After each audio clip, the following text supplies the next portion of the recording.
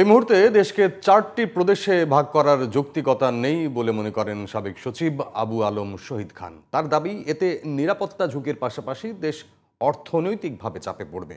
তবে capital city সরকার গঠন ও স্থানীয় সরকারকে শক্তিশালীকরণ সহ বেশ কিছু সুপারিশের পক্ষে তিনি। সাবেক এই সচিব বলেন, অন্তর্বর্তী সরকারের জন্য এসব সুপারিশ বাস্তবায়ন করা সহজ হবে না। রফিক মাহমুদের রিপোর্ট।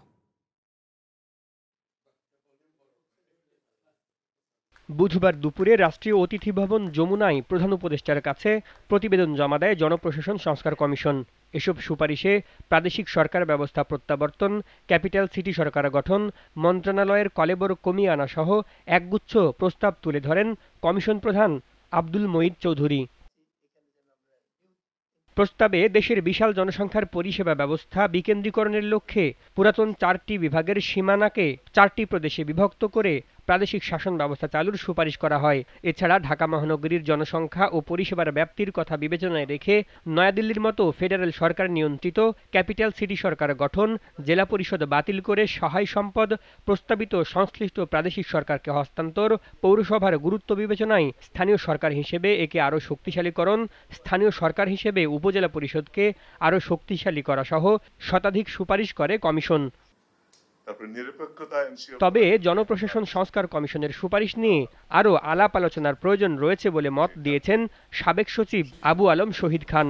4টি প্রদেশে বিভক্ত করে প্রাদেশিক শাসন ব্যবস্থা চালু করা হলে দেশের নিরাপত্তা ঝুঁকি তৈরি হবে বলে আশঙ্কা প্রকাশ করেন সাবেক এই সচিব। বাংলাদেশকে 4 ভাগে 4টা প্রদেশ করার আপাতত কোনো যুক্তি নাই। একটা হলো যে এর অর্থনৈতিক ব্যয় অনেক, প্রদেশের মধ্যে প্রতিযোগিতা।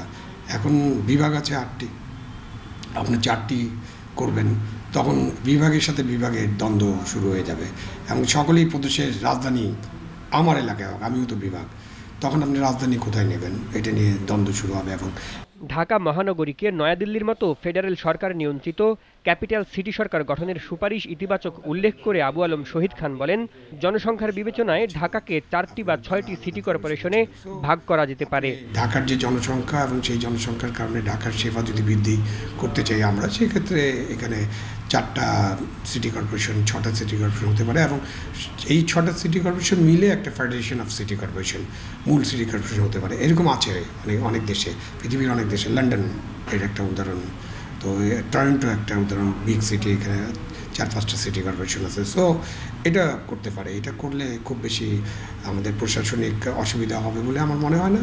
তবে কমিশনের পেশ করা সুপারিশগুলো বাস্তবায়নের আগে বিশদ আলাপ আলোচনার প্রয়োজন রয়েছে বলেও মনে করেন সাবেক এই সচিব। Rafiq Mahmud, GTV news, Dhaka.